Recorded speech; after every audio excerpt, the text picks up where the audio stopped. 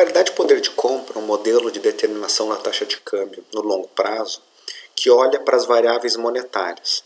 Portanto, se a oferta de moeda doméstica subir com relação à demanda por moeda doméstica, dada basicamente pelo nível de atividades e pelo parâmetro comportamental do custo de oportunidade de reter moeda, com relação à oferta de moeda e demanda por moeda no exterior, os preços domésticos sobem, o nível absoluto de preço doméstico sobe e a taxa de câmbio tem que subir na mesma proporção. É isso que a paridade de poder de compra absoluta nos fala.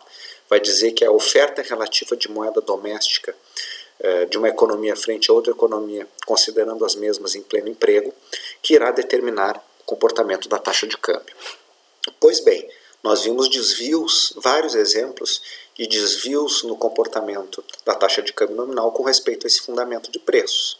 Isso nos leva a especular sobre a possibilidade da construção de um modelo mais geral do que a paridade de poder de compra, se este modelo for capaz de incluir os resultados da própria paridade de poder de compra, ou seja, os fatores monetários e fatores não monetários associados a choques de demanda ou de oferta que não tenham a ver com mais ou menos moeda na economia e que se transmitam para os preços independentemente da política monetária. É isso que o Krugman e seus coautores fazem na sequência.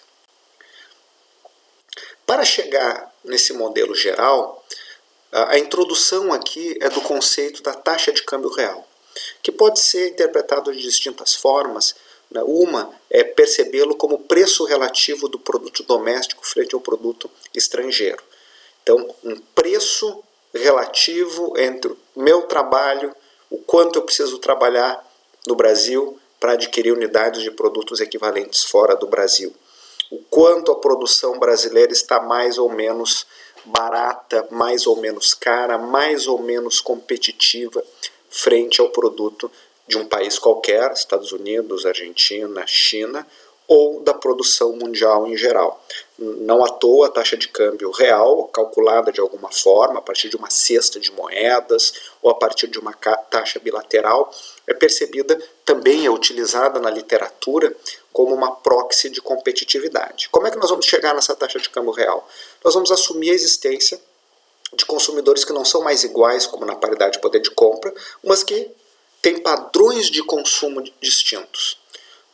Um consumidor nos Estados Unidos terá um perfil de consumo diferente do consumidor na Europa, na Alemanha e assim sucessivamente. Então, o que esse preço vai capturar é qual é o preço na minha moeda, para seguir o exemplo do manual, qual é o preço em dólares de uma cesta típica de consumo na Alemanha ou na Europa, com respeito ao valor dessa mesma cesta aqui nos Estados Unidos. Então nós vamos trabalhar com a taxa de câmbio nominal, que é o preço que me permite converter a cesta europeia na cesta estadunidense, com respeito a essa cesta representada. Quer dizer, o que é um índice de preço se não a mensuração do valor de uma cesta típica de consumo? Por isso que nós olhamos P no denominador, que é a cesta doméstica, e P estrela, o P da Europa no numerador, que é a cesta estrangeira, convertida a valores domésticos pela taxa de câmbio nominal. Esta relação, isso não é um preço, é uma relação, nos informa qual é a taxa de câmbio real num determinado momento. O que interessa é saber se essa taxa de câmbio, na medida que ela evolui, eu estou ficando mais ou menos competitivo, está tendo uma depreciação ou apreciação real da taxa de câmbio.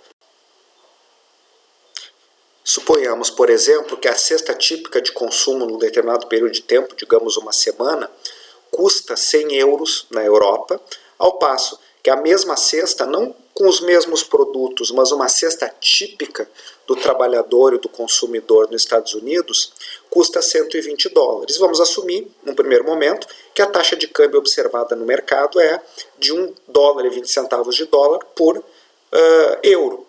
Ora, ao convertermos a cesta europeia de 100 euros para o valor da moeda americana em dólares, a taxa de câmbio corrente será 120 dólares aquela cesta. A cesta típica nos Estados Unidos é 120 dólares, essa taxa é 1, essa relação é 1 para 1 nesta taxa de câmbio nominal. Esse número isoladamente não nos diz muita coisa, o que interessa é ver ao longo do tempo. O que significa uma depreciação real de uma moeda frente a outra nos termos deste modelo? Bom, Uma forma de enxergar é que o meu produto fica relativamente mais barato. Então, é bom para vender, é bom para exportar, né? Agora, dizer que o meu produto ficou relativamente mais barato é dizer também que eu preciso trabalhar mais unidades de hora, eu preciso me esforçar mais ou abdicar de mais unidades do meu produto para adquirir uma unidade do produto estrangeiro. Nota que nós estamos utilizando assim, sempre em termos reais, horas, produção, né? E a taxa de câmbio real como uma variável síntese disso, né? Então, a depreciação é boa para exportar, né? Mas não é tão boa para importar, né? Se o meu produto ficar mais barato para o outro, a sua moeda ficou, ou o seu produto ficou relativamente mais forte, mais competitivo. Para ele é bom importar, para mim é bom exportar. Por outro lado, eu preciso trabalhar mais para adquirir cada unidade da moeda estrangeira e o estrangeiro trabalhar menos para adquirir cada unidade do meu produto. A apreciação ao contrário. Quer dizer, o meu produto fica relativamente mais caro, né? Quer dizer, eu preciso de menos unidades do meu produto para adquirir o produto estrangeiro. É bom para comprar. Agora o estrangeiro, né, vai precisar de mais unidades do seu produto ou mais horas do seu trabalho para adquirir uma unidade do meu produto. Então, a apreciação é boa para gastar lá fora, para importar. A apreciação, a depreciação, o contrário. Aqui, simplesmente, pegando o exemplo do dólar, a depreciação implica uma queda do poder de compra do dólar dentro da Europa. A apreciação é exatamente o contrário. Então, nós temos que perceber essa relação. Eu posso expressá-la em termos nominais, mas, no fundo, o importante é em termos reais. O quanto a mais ou menos de produto eu preciso para adquirir um produto equivalente fora do meu país. A apreciação é o fenômeno contrário da depreciação. O que altera a taxa de câmbio real nos termos desse modelo? São fenômenos associados ao lado real da economia.